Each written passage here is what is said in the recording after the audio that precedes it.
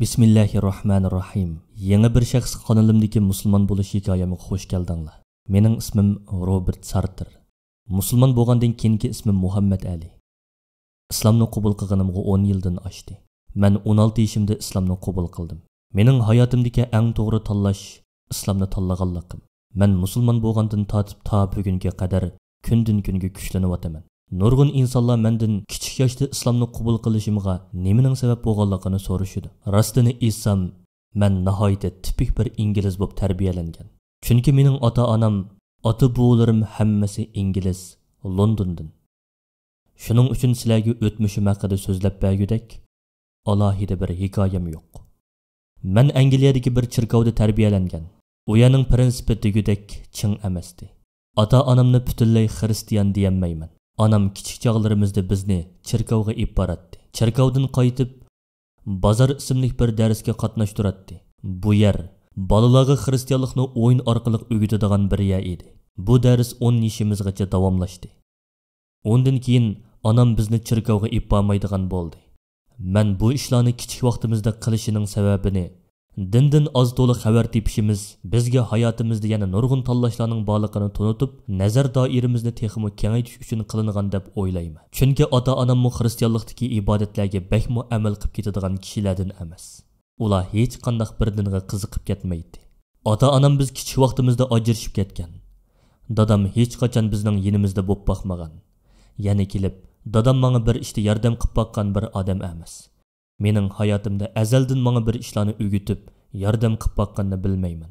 Shu sababdan rasmiy bir narsa o'rganadigan yeshimda men o'lga qilib cho'ng bo'ladigan, yordam so'raydiganga atrofimda hech qanday bir o'rnak yo'q edi. Dadam haroq kechdi. Ya'ni o'zining dadi o'ziga yetib oshadigan, ruhiy jihatdan nihoyatda tushkunlashib ketgan bir odam edi. Ammo onam nihoyatda qaltis bir ona edi. Hozirmi shundoq? Kichikligimizdan tortib bizga ko'ngil bo'lib keldi. Mening 2 qiz bir tuqqanim bor. Anam uchimizni yolg'iz beqib cho'ng qilgan. Anam bizni boqaman deb nihoyatda jafo tortgan. Hatto bir tarafdan o'qib, bir tarafdan xizmat qilgan edi. Ashu qiyin kunlarimizda buvam bizning eg'irimizni ko'targan edi. Anammi ularga bekli ishinatdi. Anam xizmat qilayotganda ular bizning holimizdan xabar olatdi.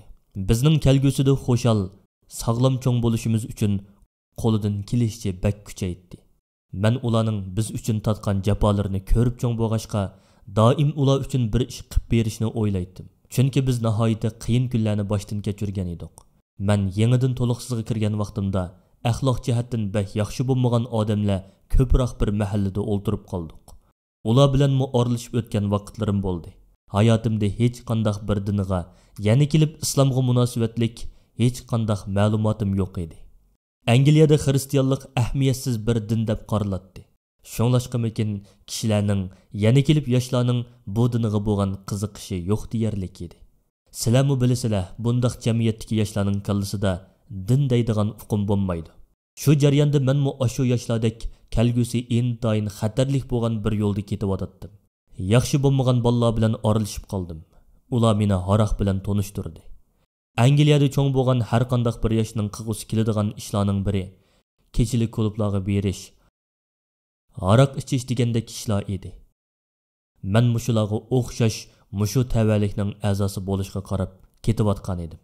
Lekin Rabbim meni bak aziz qilgan ediki, Rabbimning menga bergan bu ulug' ne'mati uchun nihoyatda minnatdorman. Chunki kichik yoshda islom bilan tanishishga muyassar bo'ldim. Taxminan 14 yosh vaqtlarimda tunji qaytim musulmon yoshlar bilan uchrashdim. Ular bilan oralish jarayonida islomni asta-asta o'rganishga boshladim. Men ularning Ramazon oyida qilgan ibodatlarini, Ramazonni qanday o'tkazganligini o'z ko'zim bilan ko'rdim. Ular namoz o'qiydi, ibodat qiladi. Shundaqla diniga munosabatlik yana nurg'un ishlarni qiladi. Din ularning hayotining bir parchasi edi. Shuning bilan men bu dinga qiziqib qoldim. Ulardan qaysi dinga e'tiqod qilasizlar? Bu ish harakatlarni nimishqa qilasizlar? Nimishqa ro'za tutasizlar? Nimishqa Qur'on o'qiysizlar? Qur'on sizlarga nimani tushundiradi? Hazrati Muhammad alayhisalom nimishqa bu ishlarni qilishga buyuruydi degandek nurg'un savollarni so'raydim. Men normal bir inglizlarga o'xshash islom haqida nurg'un xato ma'lumotlarga ega edim. Mənmi ulardek 11 sentabr vaqasida televizorlarda tarqatilgan xabarlarda ko'rganlarimga ishonatdim. Musulmonlarni terrorchi deb o'ylaydim. Ularga yomon ko'z bilan qaraydim. Aslida yeshimning kichikligi sababli u vaqtda islomga bo'lgan ko'z qarashimni islomdan qo'rqish kesili desammi bo'ladi. Ammo alhamdulillah islomni tonidim. Musulmonlarning axborot vositalarida tarqatilgan xabarlardagidek emasligini bildim. Ular xabarlarda ko'rsatilganidek radikal, shariatga esilib olib, jamiyatni qalaymagan qilib, qabih ishlarni qiladigan vahshiy kishilar emaskan. Dal aksicha ular nihoyat mehribon, mard, mehmondo'st, bir-biridan sir saqlamaydigan kishilar ekan. Ular dillari haqida munozara qilishni yaxshi ko'rdi ekan. Men din haqida xeyli ko'p ma'lumotlarga ega bo'lgandan keyin Qur'on o'qishga, Muhammad alayhisalomning hayotini o'rganishga boshladim. Shu chog'dan boshlab o'zimning hayotini tushundim. Muhammad alayhisalomning sahobalarning beshidan o'tkazgan kechirmishlarini o'qigan sari uningdan savoq chiqardim. Islom tarixini o'rgandim. O'z yashayotgan jamiyatni yaxshilikqa erishtirish, jaholatni yo'qotish uchun nurg'un qiyinchiliklarni boshdan kechirib, islomning tarqalishiga tuhfa qo'shgan mard, jasur arab qahramonlarining hikoyasi meni bakla hayron qoldirgan edi. Men shu vaqtda o'zimning jaholati ekanligimni his qildim. Chunki meni baxt saodatga erishtirolmaydigan bir hayot yashayotdim. Menga yoki oilamga hech qanday manfaati yo'q ishlarni qilyotdim. Ruhiy jihatdan nihoyat tushkun, ochiq yomon biri edim. Men nihoyat xatarli bir yo'lda ketayotdim. Ammo Allohga shukrlar bo'lsin. Menga har tarafdan manfaat olib keladigan, meni yangi bir hayotga boshlab kiradigan bu muborak din bilan tanishdim. 16 yoshga kirgan chig'imda bu dinni yaxshi ko'rdiganligimni tushunib yetdim. Chunki men musulmon do'stlarim bilan nihoyat yaxshi o'talaydim. Ular nima ish qilsa, menmi shuni qilishni xohlaydim. Ular ro'z tutsa, ro'z tutqum, namoz o'qisa, namoz o'qig'im keladi. Islomni tanlash uchun o'zimga bir fursat berib beqishni, buning qanday natija olib keladiganligini ko'rib beqishni xohlaydim. Shuning uchun musulmon bo'lishni qaror qildim. Albatta do'stlarim nihoyat xursand bo'ldi. Musulmon bo'lganimni onamga aytishim kerak edi.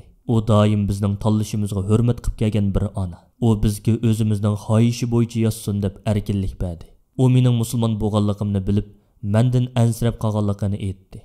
Buning sababi yana shu 11 sentabr vaqasi bilan munosabatlik edi. Onam tipik bir ingliz ona. Islom haqida hech qanday ma'lumoti yo'q. Hayotida bir musulmon bilan ham suhbatni bo'lib boqmagan bir ayol. Shunga uning ansirishi normal edi.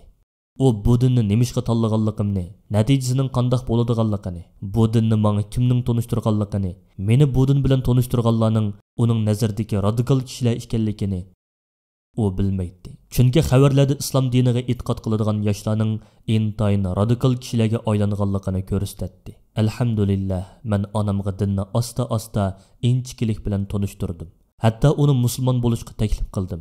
Onam men nurg'un jamoatning oldida islomni qabul qilib, ismimni o'zgartgan masjidga men bilan billa bordi. Shuningdan keyin onam bilan islom haqida munozirlashdik. Uning kitob ishkabida Qur'oni Karimning tarjimasi bor. U islomni qabul qilmasimi, islom dinini hurmat qilib, ularning nimaga e'tiqod qiladiganligini, nima uchun bunchalik ko'p ishlarni qiladiganligini tushundi. Menga hurmat qilgandek, ularga hurmat qiladi. Shundan keyin mening islomni tanlaganligim hayotimdagi eng to'g'ri tanlash ekanligini yana bir qitim his qildim.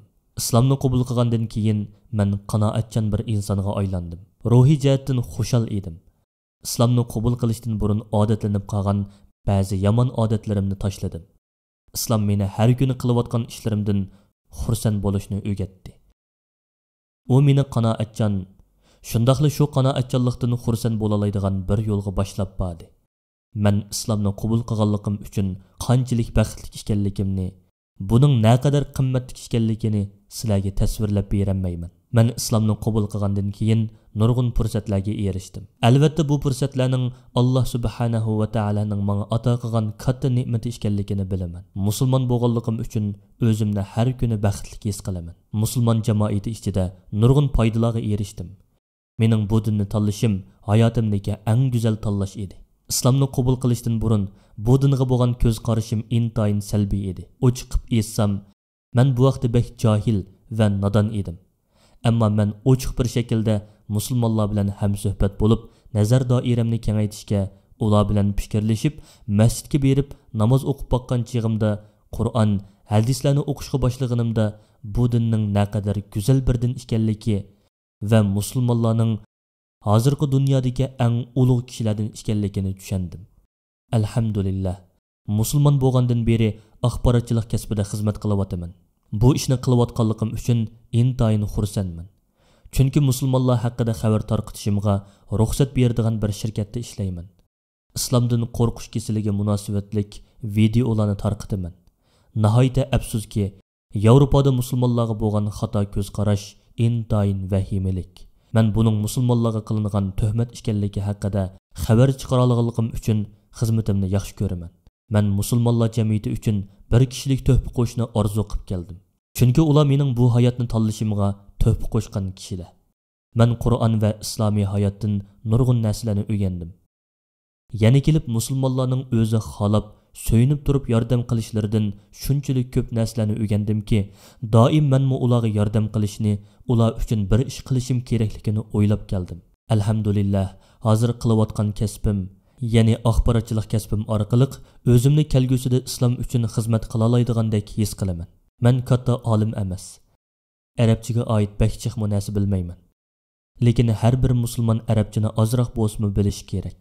Menmu inshaalloh arab tilini o'rganaman. Men o'zimni islomning, ummatning taraqqiyoti uchun, bo'libmi musulmonlarga qarshi xato qarashni yo'q qilish uchun musulmonlar bilan munosabatlik hikoyalarni xalqqa sunish orqali ularga ozroq bo'lsa tuhfa qo'shdim deb o'ylayman. Musulmon bo'lishni o'ylashayotgan kishilarga shuni degim keladi. Shubhisizki bu tanlash mening hayotimdagi eng to'g'ri tanlash bo'ldi. Oxirat hayotini o'rganish orqali nurg'un narsalarga erishgan bo'ldim. Men qabul qilgan bu din burunqi tushkunlikka to'lgan ruhiy qiyinchiliklarimdan qutulishimga, o'zimga texmo ishonishimga turtki bo'ldi. Men burun o'zimni ifoda qilishdan xijil bo'ladigan tortinchoq biri edim. Islom va Muhammad alayhissalom menga eng mukammal bir sifatida o'rnak bo'ldi. Men ota-onasi ajrashib ketgan, o'rnak bo'ladigan dodi yo'lliq kishi yo'q bir oilada cho'ng bo'lg'ashqa, Rasululloh sallallohu alayhi va sallamning hayoti menga yo'l boshchi bo'ldi. Rostini aytsam, islom faqat bir dilla emas. U bir turmush uslubi, kishilarni yaxshilikqa dalolat qiladigan yo'l boshchi. Psixikalik masalalaringizda tayanchi, qalbingizga shifo. Masalan, menga nisbatan Qur'onni, azonni anglash nihoyat go'zal bir tuyg'u. Azon intayin go'zal bir so'z. Subhanalloh.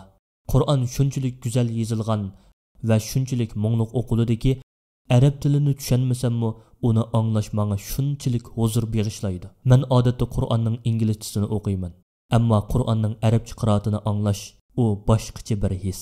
Qur'on mening rohatlashimga, tafakkur qilishimga, o'zimni besishimga yordamda bo'ladi. Qur'on anglayotganimda hayotim haqida ko'p o'ylanaman.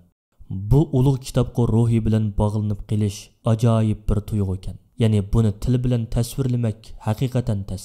U sizning qalbingizni ochadi. Siz xuddi ma'lum bir narsaga bog'lanib qolgandek his tuyg'uda bo'lasiz. Qur'on men uchun Allohning bor ekanligining bir isboti. Qur'onning arabcha qiroatini anglab boqmagan bo'lsangiz, cho'qim anglab beqishingizni tavsiya qilaman. Bo'libmi islomga qiziqqan har bir kishining anglab chiqishini umid qilaman. Yangi musulmon bo'lgan va yangi hayotiga qadam qo'ymoqchi bo'lganlarga tavsiyalarim shuki, yangi musulmon bo'lgan, shundaqla yangi hayotiga qadam qo'ymoqchi bo'lganlarga tavsiyalarim shuki, eng avval bulutga o'xshash sumirishchan bo'lishingizni tavsiya qilaman. Ya'ni qanchalik sumiralisangiz, butun kuchi bilan sumirishga tirishing. Islom bek cho'nqur bir din. Bütün tirishchanligingiz bilan ko'p tafakkur qiling. Chunki islom tafakkur qilgan siri, o'ylagan siri o'ylandiradigan bir din.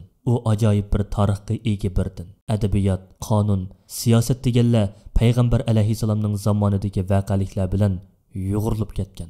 Islom dini hayotimizda bizga yordam qila oladigan parlaq bir din. Sahobalarning hayotlarida savoq ilishga tegishlik nurg'un voqeliklar bor. Siz har vaqt deganimdek bulutga o'xshash sumirishga tirishing. Qandaqli ish bo'lmasin, kuchingizning yetganicha qilib beqishga tirishing. Imkon qadar ko'p bilim iling. Din va hayot haqida qanchalik ko'p musulmon bilan fikr almashtira olsangiz, sizga shunchalik manfaatli bo'ladi. Men keyin musulmon bo'lgan ba'zi kishilardan kamsitilishga uchirganligini ko'p angladim. Ular musulmonlar jamiyatida kamsitadigan kishilar bor deb qaraydi. Amaliyotda bu musulmonlarning obrazini xunuklashtiradigan bir masala.